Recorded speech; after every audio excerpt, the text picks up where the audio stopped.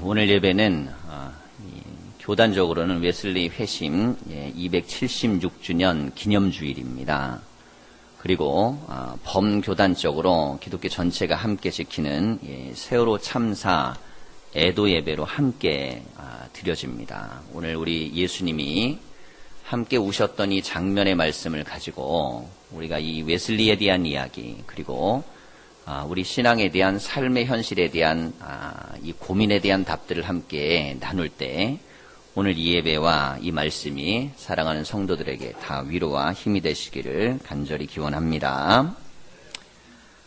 웨슬리는 276년 전 한 자그마한 수요예배 집회 장막교회에 들어가서 로마서 서문의 이야기를 듣다가 그 자리에서 예수님 한 분만으로 얼마든지 내 영혼이 구원받을 수 있다는 그 놀라운 회심의 체험을 합니다. 그리고 이 회심의 체험은 이후로 이 웨슬리의 인생을 바꿔놓았고, 그가 설교하고 있는 대학교 학생들을 대상으로 설교를 했는데요. 그 안에서 많은 메시지를 변화스럽게 다르게 증거하게 되는 중요한 계기가 됩니다.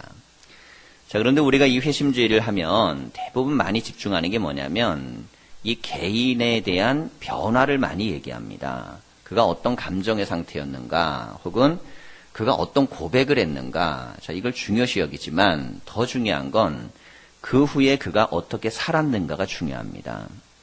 사실 어떤 사람을 알려면 그 사람이 하는 말이 아니고 그 사람이 하는 행함을 봐야 됩니다. 그 말에 힘을 가지려면 그 사람의 행위가 말을 검증해 주어야 돼요.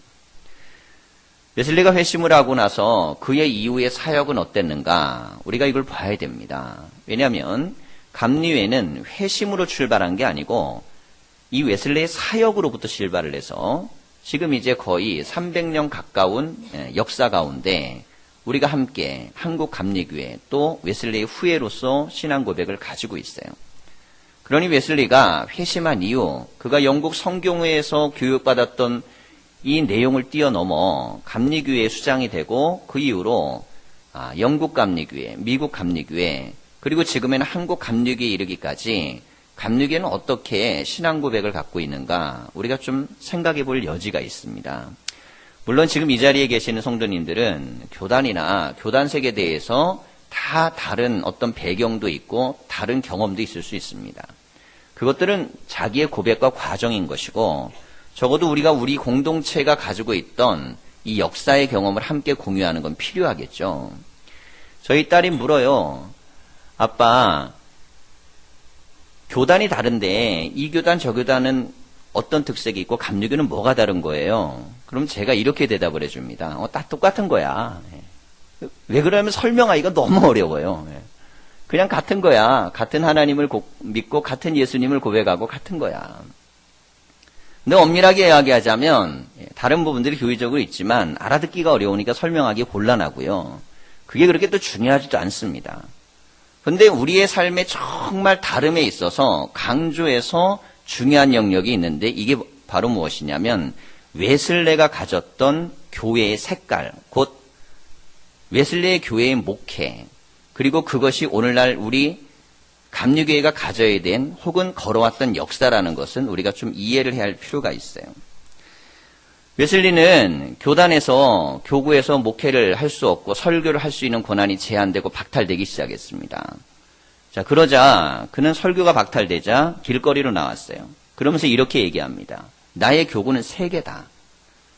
내 교구는 성공의 교회가 결정해 주는 게 아니고 나는 세상 어디든 가가지고 하나님 말씀을 증거하겠다.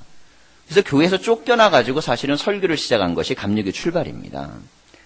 그리고 이렇게 쫓겨났는데 나름대로 지식인들이고 안정적이고 교양 있는 사람들에게 설교하는 건요, 그거는 같이 이렇게 공유할 수 있는 어떤 과정이 비슷하기 때문에 웨슬리도 잘 인식하지 못했던 거예요. 그 전까지 대부분 웨슬리는 신앙이 관념적이었습니다. 그런데 웨슬리가 길거리를 쫓겨나갖고 만난 사람들이 누구냐면 광산 노동자들입니다. 영국의 산업혁명 이후에 있었던 노동자들의 현실은 아주 비참했습니다. 어린아이들도 가가지고 거기에서 사람 대접 못 받고 노동의 현장에 들어갔고, 어른들도 제대로 된 노동에 대한 인권이나 모든 걸 보장되지 못하는 상황에서 살아가고 있고 피폐해져 있었어요. 학교에서 가르치고 설교할 때 있었던 대상과 내가 현장에 갔을 때 만난 대상이 틀렸던 거예요. 노동자들의 현실에 가가지고 그들의 삶 속에 그들의 애환을 듣고 고통을 보고 눈물을 보면서 웨슬리는 충격을 받습니다. 아, 이런 세상이 있는 거구나. 이런 눈물 많은 세상이 있고 이런 고통스러운 세상이 있고 이런 절망적인 세상이 있는 거구나. 근데 내가 예수를 믿고 회심을 하고 내가 은혜를 받았다는데 그럼 나는 여기에서 무엇을 해야 되는가에 대한 질문이 생겼습니다. 자, 이 질문이 감리교를 태동시켰어요. 그 위에 웨슬리는 영국교회가 하지 못했던 사역, 그 사역을 시작하기 시작합니다. 국가교회도 못했었는데 웨슬리가 했던 이 사역은 오늘날 우리가 담당해야 될 중요한 몫이에요. 웨슬리는 가난한 자들에 대한 구호 차원을 넘어서 이들의 비참한 상황을 개선하고 제거하는 것을 기독교의 참된 사명으로 인식했다 그랬습니다. 그냥 가난한 사람을 돕자라고 얘기한 게 아니고요. 그 구조 악을 뿌리채 뽑아 버려야 된다고 얘기한 겁니다. 말하자면 국가의 잘못된 시스템과 구조가 있다면 이걸 바꿔내는 게 기독교의 사명이라고 얘기했습니다. 여러분, 그러니 그게 영국 국왕이 좋아했겠어요? 귀족이 좋아했겠어요? 영국 성공회가 좋아했겠습니까? 웨슬리의 이 폭탄 선언은 어마어마한 탄압을 받게 만듭니다. 잘못된 구조학을 뒤집어 엎어야 된다고 새로운 종교 지도자가 교회도 아니고 교회 밖에서 돌아다니면 여러분 그렇잖아요. 목사는 예배당에 있어야지 예배당이 아닌 노동의 현장에 가서 설교를 그렇게 한다 그러면 인정을 받겠어요? 그런데 우리의 처음 시작, 감리교의 시작이 그렇게 된 겁니다. 쫓겨나서 노동 현장에서 시작했고 그들의 삶의 구조적 악의 문제를 보고 이걸 해결하는 게 기독교의 사명이라고 시작한 게 감리교회예요. 그러니 내가 지금 속해 있는 교단의 역사와 뿌리가 어떤지 정도는 알고 믿어야 됩니다. 자, 이 속에서 믹스라는 분은 웨슬리에 대해서 이렇게 표현합니다. 웨슬리의 사역은 가난한 자들을 먹여주고 입혀주며 거처할 것을 제공해주는 일, 먹여주고 입혀주고 거처할 걸 제공해주는 일, 여기까지는 무엇이냐면 복지가 할 수 있는 일이에요. 도와주고 섬기고 구제하고 하는 겁니다. 자, 그런데 여기서 멈추는 게 아니고 웨슬리의 사역은 실직자들에게 일자리를 찾아주고 일자리를 마련해 주는 일을 했습니다. 오늘날 우리가 갖고 있는 이 실업률이라는 게 국가 발표하고 실제하고는요 어마어마한 차이가 나죠. 국가에서는 내가 취업을 할 의도까지 있는 사람들까지를 취업 인구로까지 이렇게 산정해서 통계청은 발표합니다. 그런데 실제로는 내가 준비한다 그래서 취업을 한 건 아니잖아요. 그리고 내가 일을 하고 있다 그래서 그게 다 안정적인 일자리도 아닙니다. 그런데 국가가 고민해야 될 문제, 사회가 고민해야 될 문제를 누가 했냐면 웨슬리는 자기가 했어요. 그리고 감리교회는 이 역할을 감당해야 된다 그랬고 교회가 하는 일은 교인들의 일자리뿐만 아니라 교인이 아닌 사람들의 일자리까지 만들어주는 일을 했습니다. 이게 일자리를 만들어주는 건 예나 지금이나 살고 죽는 거에 대한 문제이기 때문에 그걸 중요하게 다뤘다는 거죠. 여러분, 그러니 우리는 그냥 예수 믿다, 천국 가는 것을 믿는 그런 신앙 고백이 아니고 예수를 믿었으면 천국 갈 때까지 하나님 뜻대로 살다 죽어야 됩니다. 그중에 웨슬리는 통 큰 선교적 개념으로 사회의 구조적 변화를 위해 교회는 사람들의 일자리까지 만들어주는 역할을 해야 된다고 주장했어요. 여러분, 오늘날도 그런 말을 하면 혁신적일 텐데 이게 18세기에 영국의 요한웨슬리 핍박받고 있던 종교 지도자가 했던 말입니다. 자, 그러면서 가난하여 병들어 있는 자들과 수감되어 있는 자들을 방문하는 일. 그건 막 가난해서 병들어 있으면 얼마나 고통스럽겠습니까?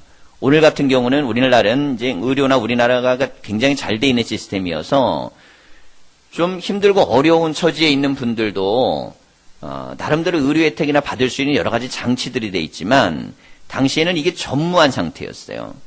그러니 돈 있는 사람만 혜택받고 없는 사람들은 그냥 죽어간 겁니다. 근데 이게 교회가 감당해야 될 몫이라는 거예요. 가난해서 죽어가는, 병들어가는 사람을 교회가 죽지 않도록 만들어줘야 된다는 겁니다. 이 전통이 여러분 우리가 구한말 나라의 모든 역사적 뿌리가 흔들리고 있을 때 미국 감리교에서 선교사들을 보내고 가장 먼저 했던 일은 무엇이냐면 교육과 의료 그리고 이 구조와 시스템을 바꿀 수 있는 사역들입니다. 우선 병들어 죽어가고 있는 사람들은 치료해 줄 수 있는 기관이 필요하겠죠. 자, 그래서 이런 역할들을 했던 것들이 교단의 사역으로 자리를 잡게 됩니다. 가난한 자들을 위해서 책을 배포하는 일을 했습니다. 자, 사람들이요, 이렇게 얘기해요. 가난한 이들은 게을러서 가난하다. 이건 아주 악한 말입니다. 여러분, 가난한 사람들이요, 새벽부터 일어나 밤까지 일해도 하루 먹을 수 있는 빵 한 조각을 먹지 못하는 수많은 사람들이 세계의 절반 이상 살고 있습니다. 그것은 그들이 게을러서 가난한 게 아닙니다. 소수가 그 모든 부를 독점하고 악을 행하고 그걸 자기들이 모든 것들을 다 가져가면서 모두를 우롱하고 무능하게 만드는 사회 시스템 때문에 그런 거예요. 자, 웨슬리는 왜 광산 노동자들의 삶이 나아지지 않고 그 자리에 머물러 있을까? 보았더니만 패배의식에 사로잡혀 있는 거예요. 그래, 우리는 태어날 때부터 이런 인생이야. 우리는 해도 안 돼. 그래, 밑바닥 인생인 거고 가르쳐도 소용없어. 여러분, 우리가 그런 의식을 많이 가졌던 나라 아닙니까? 배워도 소용없다 그랬고 가르쳐도 소용없다 그랬고 여자는 배워도 소용없다 그랬고 여러분, 이것이 깨져나가는데 100년이라는 세월이 걸렸습니다. 기독교가 처음 이 땅에 들어와서 교육은 나라를 부강하게 해줄 수 있는 힘이라고 가르쳤어요. 그때 다 비웃었습니다. 가가지고 들여가가지고 일하고 밭에 갖고 일해가지고 먹을 게 나오지 책 들여다보면 그러면 거기에서 뭐가 나오냐고. 여러분, 하지만 사람에게 생각이 바뀌지 않으면 사람은 끊임없이 운명적으로 사는 거예요. 그러니 우리의 생각을 바꿀 수 있는 건 이 기독교 역사관은 끊임없이 운명론을 깨뜨립니다. 우리가 내가 스스로 노력하고 애쓰고 수고하면 막혀있는 운명은 새로워지고 달라질 수 있어요. 그래서 중요한 게 교육이고 그러기 위해서 필요한 게 독서입니다. 그래서 웨슬리는 말을 타고 다니면서도 독서를 하고 책을 귀하게 여겼어요. 사람들에게 교양을 깨우쳐주고 살아갈 수 있는 힘이 될 수 있도록 도와주는 역할을 했습니다. 그러니 쫓겨나갖고 하는 목회자 역할 치고는요, 뭐 기반이 있습니까? 돈이 있습니까? 뭐가 있습니까? 그럼에도 불구하고 성경적인 가치관을 가지고 시작했는데 사람들이 모여들기 시작하는 거예요. 근데 어떤 사람이 모였겠어요? 다 가난한 이들입니다. 하루 떼거리가 해결되지 않는 사람들만 웨슬리에게 모였지 모든 사람들은 다 영국 국교회로 갔습니다. 버림받은 사람들, 인정받지 못한 사람들, 그런 사람으로부터 시작된 게 바로 우리 감리교의 신앙의 운동이에요. 그리고 가난을 낳는 경제 문제에 대한 구조적인 질문을 하기 시작합니다. 왜 가난할까에 대한 경제에 대한 구조 문제를 다뤘어요. 토론을 합니다. 그리고 이 토론을 하면서 노동자들과 함께 대화를 나눕니다. 여기서 시작한 게 속회예요. 오늘날 우리가 드리고 있는 속회는 세계적인 소그룹의 가장 첫 모델은 웨슬레가 만들었습니다. 근데 이게 어디에서 만들어진 거냐면 밑바닥에서 만들어진 거예요. 처음에는 교회 안에 있는 건축의 문제를 해결하기 위해 조금씩이라도 우리가 헌금을 하기 위해서 모이자. 그래가지고 시작됐던 것인데 이게 삶의 문제까지 구조적으로 함께 고민하고 대화하고 풀어나가는 구조를 만들어냅니다. 영국이 서로 잔인할이 많지 피를 통해 혁명을 거치지 않고 나름대로 순차적인 변화를 거치는데 중요한 역할을 했던 이유는 바로 이 웨슬리가 했던 사회 변혁 운동이 중요한 역할을 합니다. 이건 사회학자들이나 혹은 영국에 대한 역사를 연구하는 이들의 많은 일반적인 평가입니다. 그들은 스스로 깨우쳤어요. 우리가 왜 이렇게 잘못된 구조와 잘못된 것 속에 살아야 되는가? 그 문제를 가지고 토론하고 이야기하고 그리고 그럴 때 신앙적인 결집을 하고 모아가면서 그런 흐름들이 사회 전반의 힘으로 모아졌어요. 단, 그 힘은 자기들을 거룩하게 하는 것들로 그 에너지를 발휘했습니다. 남만 욕하고 살 수는 없잖아요. 세상이 나쁘다고 힘 있는 사람이 약하다고 비난하고 욕하는 건 어려운 일이 아닙니다. 이런 건 누구나 다 할 수 있어요. 예? 술 한잔 먹고 푸념하듯이 그렇게 하면서 욕하면서 그렇게 할 수 있습니다. 중요한 건 그래서 세상이 변하는 건 아니니까 적어도 내가 그 문제의식을 가지고 내 삶을 잘 살아내야 돼요. 그래서 감리교의 중요한 정신이 바로 거룩입니다. 내가 세상에 대해서 뭔가 문제가 있다고 지적하고 바꾸려고 하면 나를 거룩하게 지켜내야 된다는 거죠. 그래서 중요하게 본 게 뭐냐면 성경을 늘 묵상하고 말씀의 원리대로 기도하고 이 삶을 잘 지켜내고 그래서 우리가 감리교인이 된 겁니다. 이 감리교회라는 용어는 규칙주의자란 뜻이에요. 웨슬리가 대학교 다닐 때 서클을 하나 만들었는데 이 서클에 함께 있었던 모임 이름이 바로 홀리클럽, 거룩한 그룹이란 뜻이에요. 근데 남들이 그렇게 안 불러줬어요. 뭐라고 불러는 메토디스트라고 불렀습니다. 비아냥거리면서 한 말이에요. 쟤네들은 융통성이 없는 애들이야. 유도리가 없는 애들이야. 쟤네들은 앞뒤가 꽉 막힌 애들이야. 쟤네들은 뭘 세상에 대해 모르는 애들이야. 자, 이런 뜻으로 만들어진 용어가 감리교회라는 이름의 시작이 된 겁니다. 남들은 조롱하기 위해서 만든 건데 웨슬리는 이 명칭을 통해 가지고 정말 우리는 규칙대로 규범대로 말씀대로 살 수 있는 교회를 만들어보자 라고 시작한 것이 오늘날 우리의 뿌리입니다. 그러니까 밑바닥에 살아도 그런다고 함부로 살지 말자는 거예요. 내가 가난하다고, 내가 세상에 버림받았다고 함부로 살면 누가 나를 구원해 주겠습니까? 내가 스스로 나를 절제하고 내 스스로를 만들어가고 서로 대화하고 토론하고 해나가면서 그러면서 내 삶을 발전시켜 나가야 된다고 가르쳤습니다. 변화들이 일어났습니다. 웨슬리가 성경을 통해서 했던 메시지는 광산 노동자들에게 큰 영향력을 주었어요. 그리고 그들의 삶들이 개선되기 시작합니다.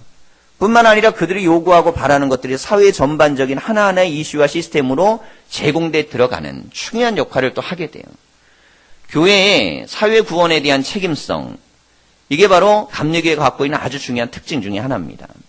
우리가 존경하는 김구나 유관순 혹은 남궁옥 장로 같은 분들은 모두가 다 성경을 통하여 감리교 정신을 배웠고 그리고 민족사의 위대한 스승이 됐습니다.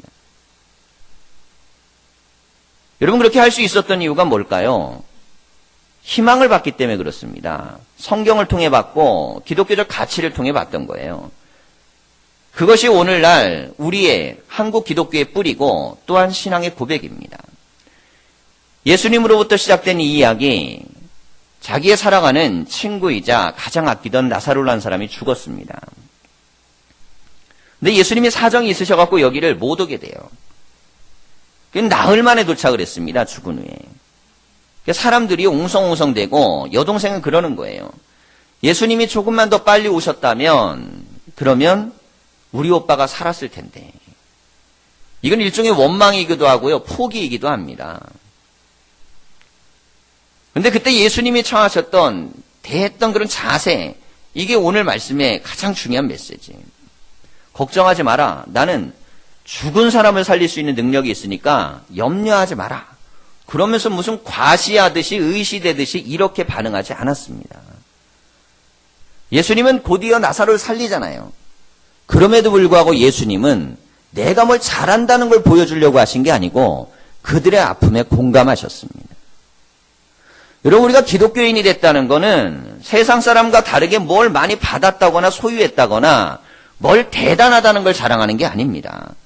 우리가 그리스도인이 됐다는 건 세상이 울 때 같이 울 수 있어야 되고 세상이 아플 때 같이 아파할 수 있는 게 그리스도인이 되는 거예요.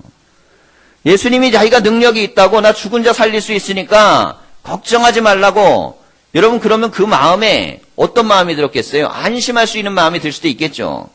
하지만 그것보다 예수님이 먼저 보여주신 건 그들처럼 비통해하면서 울은 겁니다.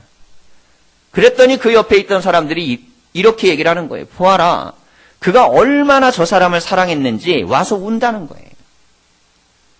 여러분, 다른 사람이 울 때 그 왜 우는가를 내가 느껴낼 수 있어야 그게 그리스도인인 겁니다. 그래서 로마서의 말씀에는 남들이 즐거워할 때 즐거워할 줄 알아야 되고 울 때 울 줄 알아야 된다는 거예요. 굉장히 상식적인 얘기지만 여러분, 세상에는 이것도 못 해내는 어마어마한 몰상식한 사람들도 많이 있습니다. 남이 울 때 같이 울 수 있어야 되는데 남의 울음을 조롱하거나 비난하거나 혹은 함부로 대하거나, 여러분, 그렇게 대하는 가치관들이 우리 사회에 너무너무 많이 뿌리채 속속들이 우리 가운데 다 자라나 있습니다. 여러분, 말실수들이 많아가지고 지금 다 난리가 나잖아요. 근데 생각을 해보세요. 말이라는 것은 기본적으로 그 사람의 역사의 결과물입니다. 평상시에 갖고 있던 생각이 터져나오는 거지 이게 제정신이 아니고 미친 상태에서 나온 말이 아니에요. 그냥 말한 건데 문제가 돼버린 겁니다. 그러니 평상시에 그 사람이었던 거예요. 그럼 평소에 그런 생각의 뿌리는 어디에서 나왔겠습니까? 말은 사상에서 나오는 겁니다. 그 사람이 갖고 있는 사상은 결국 말로 표현될 수밖에 없어요. 어떤 생각을 갖고 있느냐는 결국 어떤 말, 어떤 행동으로 나오느냐를 결정합니다. 우리가 슬픔을 당하고 고통을 당하는 이들을 위해 함께 기도합니다. 그리고 같이 아파합니다. 대다수는 그렇게 합니다. 근데 그렇지 않은 사람들도 있습니다. 근데 대부분 그렇지 않은 사람들을 잘 보십시오. 그럼 그들이 인생에 무엇을 줬고 살았는지를 보면 그들은 남의 걸 빼앗고 그 자리에 올라가고 불의한 방법을 정당하게 생각하고 힘만 가지면 결과적으로 뭔가 얻으면 된다는 인생을 살았던 사람들입니다. 그의 삶의 경로를 보면 그의 말이 어디에서 나왔는지를 알 수 있습니다. 여러분, 우리가 인생을 살아가면서 그리스도인의 말에서 아픔을 당하는 자에게 막말이 나온다면 그 사람의 인생을 되돌이켜 봐야 됩니다. 내가 인생 제대로 살았는지 이걸 내가 스스로 봐야 돼요. 자, 그럼 우리는 이 문제에 대해서 오늘 애도 예배를 드립니다. 책임론에 대한 이야기도 많아요. 가장 슬픔을 많이 당한 건 어쨌든 간에 안산에 있는 고통당하는 이 가족들이겠죠. 안산 동산교회는 이 안산에 있어서 이 문제가 터지고 심각한 어려움을 겪고 있고 또 상처도 많습니다. 그래도 그 지역에서는 가장 영향력 있고 큰 교회를 목회하신다는 김인중 목사님이 안산에 있어서 안산 동산교회 담임 목사님이에요. 그리고 고등학교도 세웠고 이분 서울대 나오고 사범대하고 총신 들어가가지고 장로교 목회를 하는 분입니다. 자기가 이때까지 살아오면서 한 번도 겪어보지 못한 게 이번 위기라는 거예요. 정말 열심히 성실하게 교회도 성장시키고 교인도 많이 모이고요. 이분은 아주 메시지도 좋고 대단한 지도력을 갖고 있는 분입니다. 근데 내 교회 아이들이요, 8명, 9명 물에 잠기고 못 나오는 사건을 접하고는 이분이 지금 설교를 안 한다는 거예요. 내가 도대체 죄인인데 무슨 설교를 할 수 있냐는 겁니다. 자기 스스로도 이번 참화를 스스로의 삶의 자리에 만나고 나니까 어마어마한 고통인 거죠. 그리고 나서 이런 얘기를 했습니다. 분명히 책임의 51%는 잘못한 사람이다. 그리고 49%는 그 지도자들을 뽑은 우리다 그랬습니다. 여러분, 누군가에게 책임을 전가하는 걸로 끝나버리면 세상은 안 바뀝니다. 세상이 좋아지려면 그 책임의 49%는 나에게 있다는 생각을 가져야 돼요. 그래서 좋은 세상을 만들기 위해서는 나부터 정신 똑바로 차리는 그런 가치관을 갖고 살아야 됩니다. 남 욕하고 비판하는 게 뭐가 어렵겠습니까? 그건 누구나 다 합니다. 못된 사람도요, 얼마든지 남 욕할 수 있습니다. 누가 보면 더 못됐어요. 그런데도 욕해요. 더 못된 사람도 욕하는 건 쉬운 일이에요, 그건. 하지만 내가 내 삶에 책임 있는 인생을 살아간다는 건 쉬운 일이 아닙니다.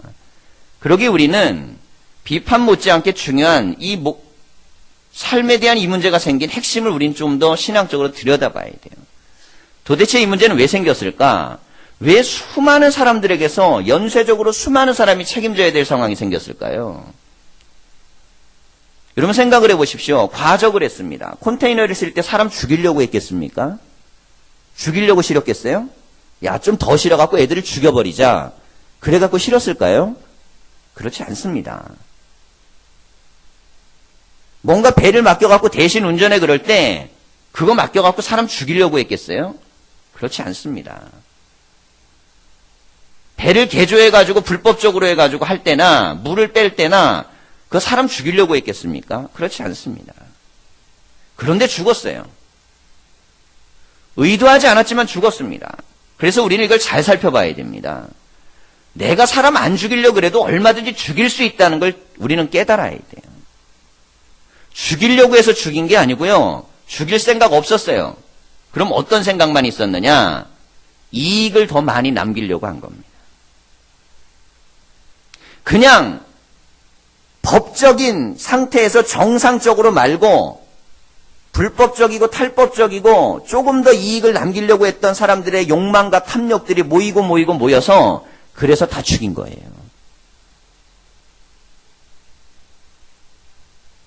세상에는 3가지 이익이 있습니다. 하나는 나는 이익 보고 남은 손해보게 하는 거. 그걸 일종의 사기라 그럽니다. 그렇잖아요? 나는 이익 보고 남은 손해보게 하는데 남한테는 손해가 아니라고 얘기하는 거. 이게 사기입니다. 자, 두 번째가 있어요. 나도 이익 보고 상대방도 이익 보는 거예요. 서로 좋은 거. 자, 이게 일종의 거래입니다. 서로가 이익이 된다고 생각하면 거래가 성사되잖아요. 그럼 이건 좀 안정적입니다. 그래도.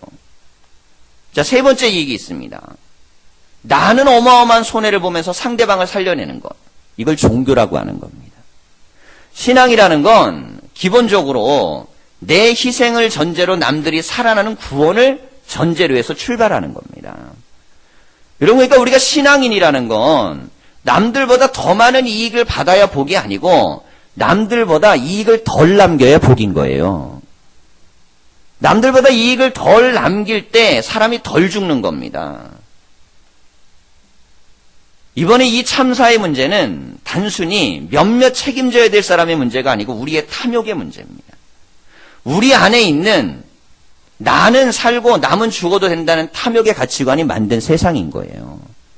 여러분, 구원파 교리가 위험한 이유는 나만 살면 된다라는 구원론을 믿는 사람들이 그 집단에 가장 많이 모이기 때문입니다. 거기 가장 많이 모여 있습니다. 하여간 나만 살면 되는 거예요. 여러분, 나만 살기 위해서 예수님이 죽으신 게 아니고 모두를 살리기 위해서 예수님이 죽으신 겁니다. 여러분, 근데 모두 산다는 게 단순히 교리적으로 고백하는 사람만 우리 집단 이렇게 되기 때문에 종교는 폐쇄화되고 악해지는 거예요. 모두를 살리려면 모두가 함께 살 수 있는 세상을 함께 만들어야 됩니다. 여러분, 우리가 믿음을 가지고 신앙생활을 한다는 것은 단순히 내가 교회 다녀 예수 믿고 천국 가기 위한 티켓을 얻기 위해 하는 게 아니에요. 보네폰을 이것을 이름하여 싼 은혜라고 불렀습니다. 값싼 은혜. 교인들이 예수님을 값싸게 만들어버린다는 거예요. 말하자면 지저분하게 만들어버린다는 겁니다. 그냥 예수님만 믿으면 천국 가는 걸로 딱 폄하시켜버리고 그리고 나서 예수 믿는 삶에 대해서는 살아가려 하지 않는다는 거예요. 여러분, 예수님은 단 한 번의 죽으심으로 생명을 버려 우리를 살렸다면 그게 정말 믿어진다고 은혜가 된다 그러면 그것에 맞는 우리의 삶을 살아내야 됩니다. 세상이 아무리 탐욕적이어도 그리스도인도 그걸 똑같이 따라가면 달라질 게 없습니다. 누가 책임지라는 말을 하기는 쉽지만 나도 그 책임에 있어서 자유롭지 않다는 걸 인식하지 않는 한 사회는 바뀌지 않습니다. 탐욕의 문제를 해결하지 않고 정당하지 않은 방식들이 사람들 속에서 당연히 흘러가고 있다면 여러분, 그게 정상적이라면 정말 위험한 사회인 거예요. 그 다음엔 내 자녀가 될 수도 있습니다. 내 형제가 될 수도 있습니다. 그게 내 자신이 될 수도 있어요. 여러분, 남들의 불행이라고 그 문제를 그냥 쉽게 생각할 문제가 아닙니다. 이건 남의 불행이 아니고 내 탐욕의 문제고 우리의 모두의 문제입니다. 그러니 우리가 예수님을 잘 생각해 봐야 돼요. 그날 예수님은 오셔서 자기를 얼마든지 과시할 수 있었지만 왜 그분은 우는 자와 함께 우셨는가? 공감할 수 있는 사람만이 그 사람만이 사람을 구원할 수 있는 자격이 있는 거예요. 공감할 수 있는 교회가 될 때에만 그래야만 그 교회는 정상적인 교회인 겁니다. 정상적인 교회인 거예요. 참혹한 말로 이제 보도가 됐으니까요. 가난한 집 애들은 불국사 나가지 제주도를 왜 갔냐고. 하여간 한기총은 말만 하면 사고를 쳐요. 이 한기총이 왜 생겼냐면 기독교 교회협의회를 갖다가 누르기 위해 세운 겁니다. 교회협의회가 사회 문제에 개입하면서 사회 정의를 자꾸 이야기하고 하니까 한쪽에서 반대국부적인 사람들을 모아가지고 그들에게 권력과 돈과 모든 걸 다 지지해주면서 정권 비호적인 단체를 만들도록 했어요. 근데 문제는 사람은 많이 모이는데 생각이 비어 있으니까 모이기만 하면 사고를 치는 거예요. 이게 목사 입에서는 나오면 안 되는 얘기들. 여러분, 그건 교인 입에서도 나오면 안 돼요, 그거는. 상식적으로. 그건 인간 입에서는 나오면 안 되는 말이에요. 그러니 어떤 사람은 사탄적이라 그러잖아요. 구원파 때문에 안 그래도 구별을 못하고 교회가 지탄을 받고 있는데 이제는 그냥 교회에서 대노라 하고 사고를 쳤어요. 물론 이게 녹취해갖고 준 사람도 문제는 있겠지만 그거보다 더 중요한 건 어쨌든 그 사람이 그 말을 했다는 거 아닙니까? 여러분, 그런데 그분만 그런 말을 하고 살겠습니까? 아닙니다. 우리는 너무 세상에 대해서, 사람에 대해서, 현실에 대해서 그냥 느끼는 대로 비성경적이고 말도 안 되는 이야기들을 토해내며 살 때가 많아요. 그냥 TV에 안 나오는 것뿐입니다. 그래서 여러분, 우리가 성경적인 사상을 가져야 되는 이유가 바로 그거예요. 우리가 은연중에 나오는 말은 내가 세속적인 가치관을 갖고 있으면 그렇게 나오는 거고요. 성경적인 말씀이 있으면 함께 우는 겁니다. 그땐 같이 울자 그래야죠. 안 그렇겠습니까? 같이 울자 그러고 고통스러움을 같이 나누자고 해야 되는 거예요. 근데 그런 말이 터져나올 수 있는 이유가 뭘까요? 그분은 예수 그리스도를 믿는 게 아닙니다. 그는 교회라는 권력의 힘을 믿는 거예요.